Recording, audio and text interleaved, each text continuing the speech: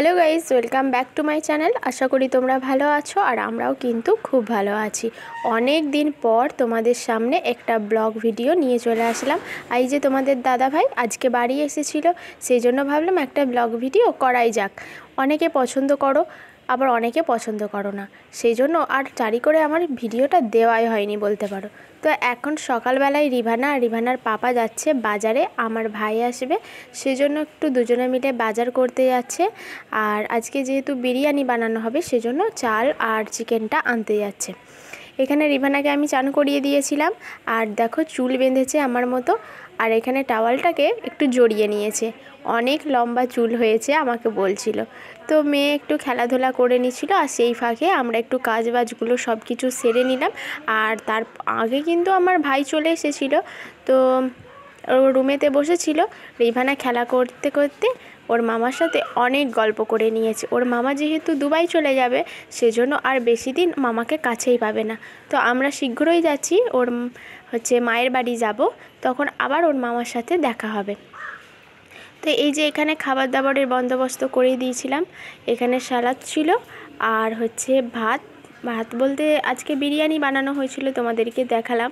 তো বিরিয়ানি বানানোটা আমি আর দেখালাম না তোমাদেরকে, একবারে খাওয়ার সময় তোমাদের সাথে ভিডিও করছি।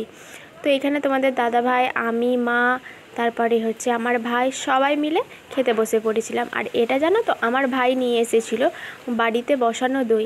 আমাদের মায়েদের গরু ছিল, তো এই সামনেই বাছুর হয়েছে কদিন আগে, তো এখানে দই বসিয়েছিল সেই গরুর দুধেরই। তো নিজে ঘরে বসিয়ে আমার জন্য নিয়ে এসেছিলো।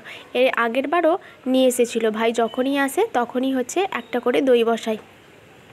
তো দইটা খুব ভালো খেতে হয়েছিল।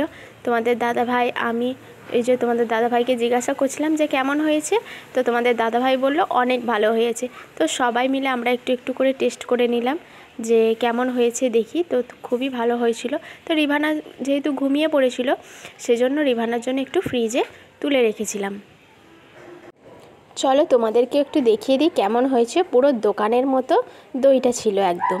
এই যে রিভানাকে রুমে শুইয়ে দিয়েছিলাম, আর রিভানার মাথায় আমি দুদিকে চুল বেঁধে দিয়েছিলাম। এখন তো চুলটা অনেকটাই বড় হয়ে গেছে, তাই যাতে না ঠান্ডা লাগে সেজন্য চুলটা বেঁধে দিয়েছিলাম। আর বিকালবেলাতে একটু ফল কেটে নিয়েছিলাম, ড্রাগন ফল ছিল, মানে ভাবি দিয়েছিল, আর নাশপাতিটা পাপা এনেছিল। তো সবাই মিলে যখন রয়েছি আর ঝমঝম করে বাইরে খুবই বৃষ্টি পড়ছিল, সেই জন্য আর একটু ভাবলাম যে খিদেও পেয়েছে, ফলটা কেটে নিয়ে সবাই মিলে খাবো বলে আমরা বসে রয়েছি। তো এখানে দেখো অনেক বৃষ্টি হচ্ছিল আর অন্ধকার হয়ে গেছিলো পুরো। আমার ভাই যেহেতু ঘর যাবে সেই জন্য একটু মনটা খারাপও ছিল। তারপরে আমরা কিন্তু সবাই মিলে চলে গেলাম মার্বেল পাথরের দোকানে।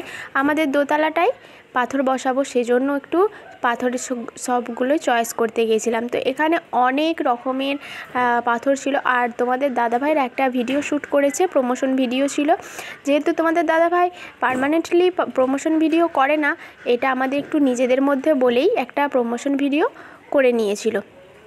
তো দেখো এখানে এই দোকানটারই অ্যাড দেওয়ার জন্য তোমাদের দাদাভাইকে ডাকা হয়েছিল, আর সেজন্য একটু আমরাও একটু সব কিছু ঘুরিয়ে ঘাড়িয়ে তোমাদেরকেও দেখিয়ে দিতে পারছি। আর আমাদের তো পাথর নেওয়ারই ছিল, সেজন্য আমরা একেবারে কিন্তু পাথরের দোকানে সব কিছু চয়েস করব বলে চলে এসেছি। তো রিভানা এখানে খুব লাফালাফি করছিল।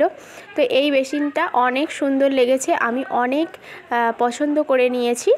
অনেক কিছু জিনিস পছন্দ হয়েছে, তো বাড়িতে যখন নিয়ে যাব তখন অবশ্যই তোমরা দেখতে পাবে যে কোন কোন জিনিসটা নিয়েছি না নিয়েছি। তো দেখা যাক কোনটা নেওয়া হয় ছেড়ে না হয়। সবগুলো তো ক্যামেরা করে নিয়ে এসেছিলাম। আর এখানে জানো তো এইগুলো না অনেক সুন্দর লেগেছে। এইগুলো যেহেতু বলছি কি না যে বাথরুমের যে দেয়ালটা হবে সেটার জন্য। তো এখানে অনেক মূর্তির স্যাম্পেল ছিল।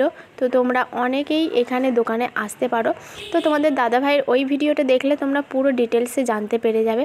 তারপর আমাদের জন্য চা অর্ডার করেছিল, আর আমরা কিন্তু এখানে চা খেয়ে নিচ্ছি, মা আমি সবাই মিলে চা খেয়ে নিচ্ছি। আর যেহেতু অনেক রাত হয়ে গেছে তাই ভিডিওটা এখানেই শেষ করছি, বাড়ি যাব বলে। চলো টাটা।